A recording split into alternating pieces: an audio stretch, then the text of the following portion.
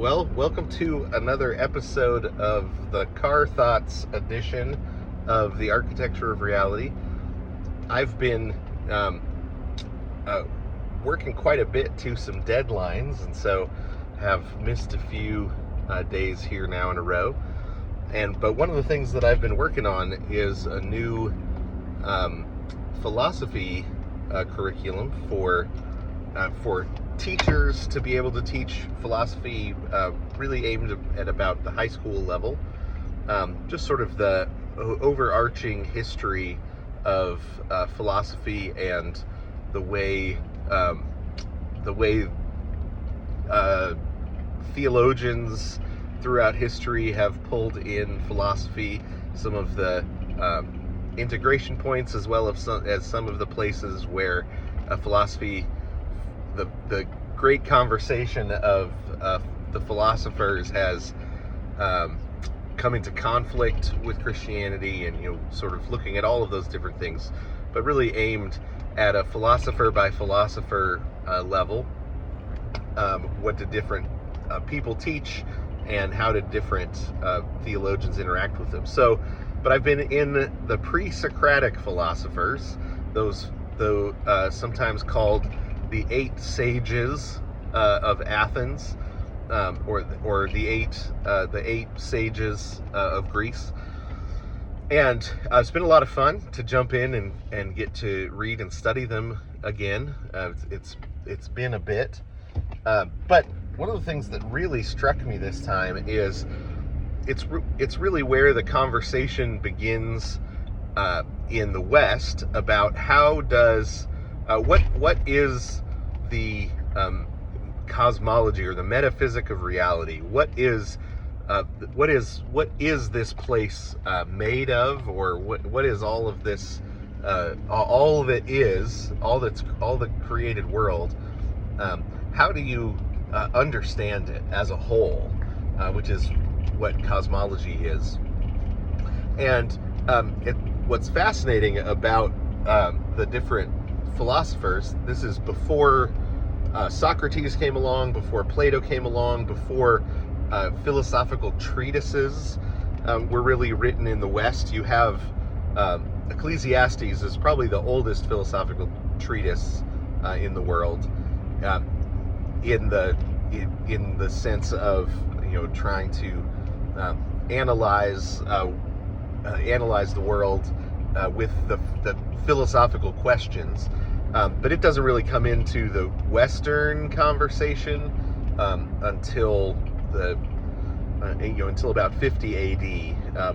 I guess Moses would probably be considered the oldest philosopher, in the sense that he's answering the philosophical questions in the book of Deuteronomy with his reflections on the law. But in the Greek world, it starts with the 8 sages, and different philosophers put forward different elements as the base element. You have water put forward, air, or water put forward, the atom, meaning the smallest bit of physical matter, put forward. You've got fire put forward as the main, the base, the foundational element of everything, or energy. And in the midst of all these conversations, what's fascinating to me reading them this time is the way that each of them grabs onto one of the elements and then makes an argument. Here's why this is the foundational element of everything else. And each of the different philosophers develops some linguistic category that's later picked up in the New Testament for Paul or John, because for example, what Jesus being called the Logos, well, that word was developed by a pre-Socratic philosopher. But each of them develops some aspect of the language that's eventually going to be used to describe the work of Christ, translate the work of Christ into Greek for the rest of the world, for the Roman Empire, and eventually for the rest of the world. And what's fascinating is each of them, as they reflect on one of the elements, what is this element, they develop a philosophical language or linguistic categories that can then be used to describe Jesus, because the Bible also tells us that every one of the elements is a reflection of who God is, of their creator. And so they are noticing and coming to understand different aspects of reality, and then show how it reflects the divine creator or divinity in some way. So they're in some ways they're bumping around in the dark, but you can already see the way God is preparing the fullness of times for the New Testament to come and complete, for Jesus to come and complete, and then the New Testament to record in these pre-Socratic philosophers. Now Plato comes along and Aristotle come along, and they further develop that language.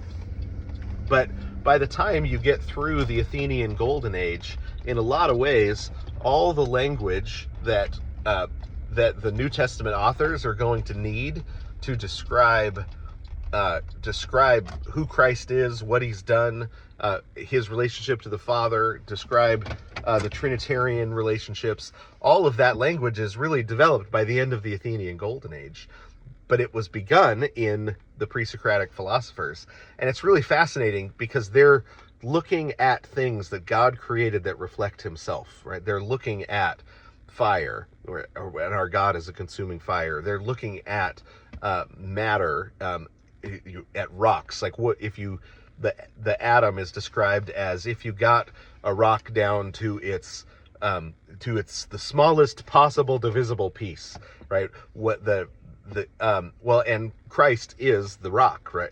You have they're finding true things about the divine nature by looking at his creation and coming to understand how it reflects the base reality. And so it's been a really fascinating trip this time through the pre-Socratics, because last time I read them, it was so long ago. It was before I really had come to understand the way the world, allegorically, metaphorically reflects its creator. But this time you can see that, when we are told that Christ is the unifying point of all things, that everything was created by him, for him, through him, and to him, that means that everything that God created is created as a window through which we can see something about its creator.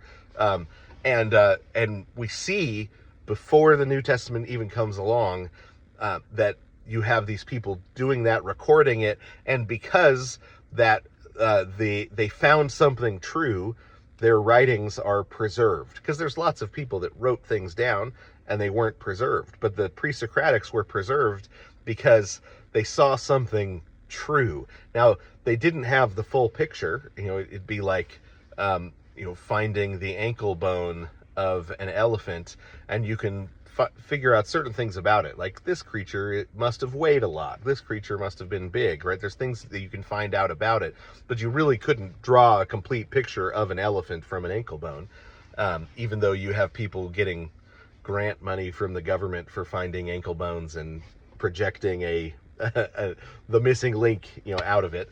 But you actually can't do that. But you can still say something true in a limited sense about an elephant just looking at the ankle bone.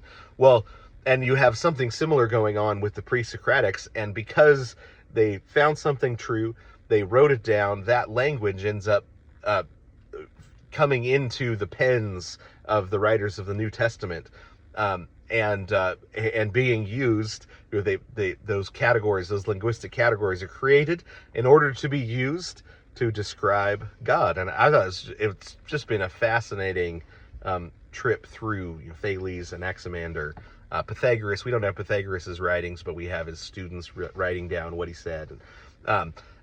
You find these nuggets of gold in there, in the Greek that they developed, when you understand what the purpose of that Greek word eventually is, when it's finally used to its fullest extent to describe the triune nature of God. the incarnation, who God is, who Christ is, and what He's done. So it's been a really fun trip through, and I hope to give some more detail to it. But I'm also now digging through Plato because he's next on my list. So I'll keep. So I'll probably be talking about a number of these philosophers for the next few weeks.